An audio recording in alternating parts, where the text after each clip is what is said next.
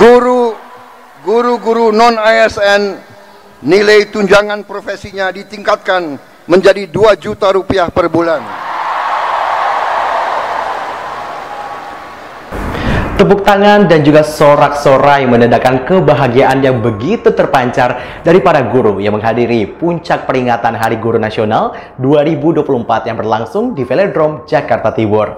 Hal itu karena lantaran Presiden Republik Indonesia Prabowo Subianto menyatakan adanya kenaikan upah bagi para guru ataupun pendidik yang mengajar, baik itu yang berstatus ASN dan juga non-ASN untuk tahun 2025 mendatang.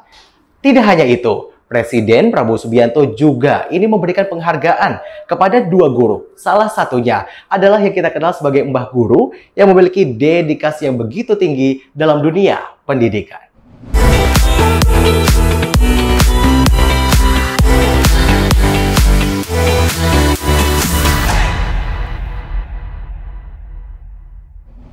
Inilah momen yang memperlihatkan Presiden Prabowo Subianto saat memberikan penghargaan kepada guru yang dianggap memiliki dedikasi dalam dunia pendidikan Indonesia.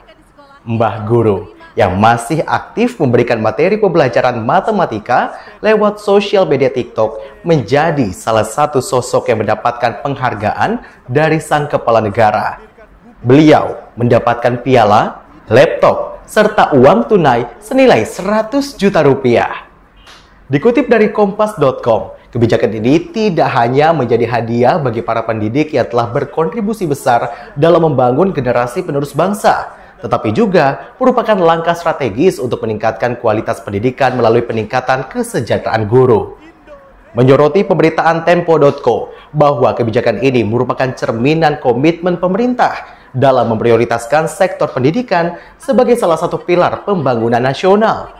Penambahan pendapatan yang didapatkan oleh para guru ASN dan juga yang berstatus non-ASN diharapkan bisa memperbaiki kualitas hidup mereka.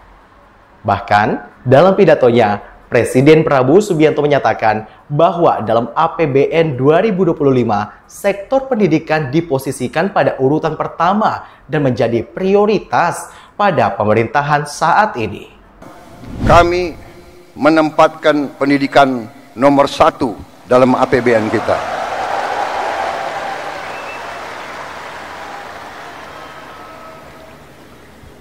Dan tidak tanggung-tanggung, saya kira pertama kali dalam sejarah Indonesia alokasi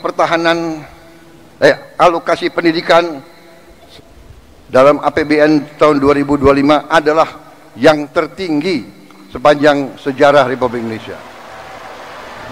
Berbicara terkait dengan kenaikan upah ataupun kenaikan gaji jika kita sinkronisasikan dengan budaya organisasi, tentu hal ini cukup memberikan dampak positif, utamanya bagi loyalitas dan juga ini terkait dengan kompensasi yang diberikan oleh perusahaan untuk akhirnya mendorong semangat mereka, terutama kalau bisa berbicara terkait dengan konteks ini adalah para guru, baik itu yang menjadi ASN ataupun yang hingga kini belum juga mendapatkan status sebagai ASN ataupun yang kita kenal sebagai status non-ASN.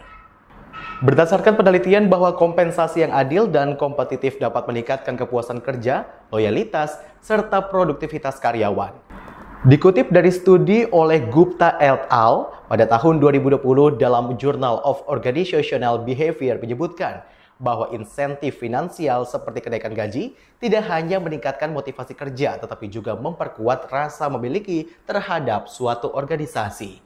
Sebagaimana kebijakan kenaikan gaji guru ternyata dapat mendorong semangat dan dedikasi lebih tinggi, pendekatan serupa juga dapat diterapkan dalam dunia kerja. Dikutip dari situs pemberitaan kumparan.com, organisasi yang menghargai kontribusi karyawan melalui kompensasi yang memadai bisa menciptakan budaya kerja yang sehat dan inovatif. Kebijakan kenaikan gaji guru oleh Presiden Prabowo Subianto merupakan langkah progresif yang memberikan inspirasi bagi dunia korporasi. Kebijakan seperti ini menjadi pengingat pentingnya strategi kompensasi dalam membentuk budaya kerja yang positif. Namun, kapan dan berapa sih kenaikan gaji yang ideal bagi karyawan? Konsultan budaya organisasi dapat membantu suatu perusahaan ataupun sebuah organisasi dalam merancang kebijakan remunerasi yang adil dan juga kompetitif untuk meningkatkan kinerja sekaligus menciptakan lingkungan kerja yang mendukung kesejahteraan para karyawan. Dengan menghargai dari kontribusi setiap individu ataupun dari setiap para karyawan, ini menjadi langkah penting terciptanya lingkungan yang inklusif dan juga berkelanjutan untuk masa depan suatu perusahaan ataupun pemerintahan ke depannya. Bagaimana pendapat kamu? Yuk langsung diklik kolom komentar dan Anda bisa berpendapat bagaimana.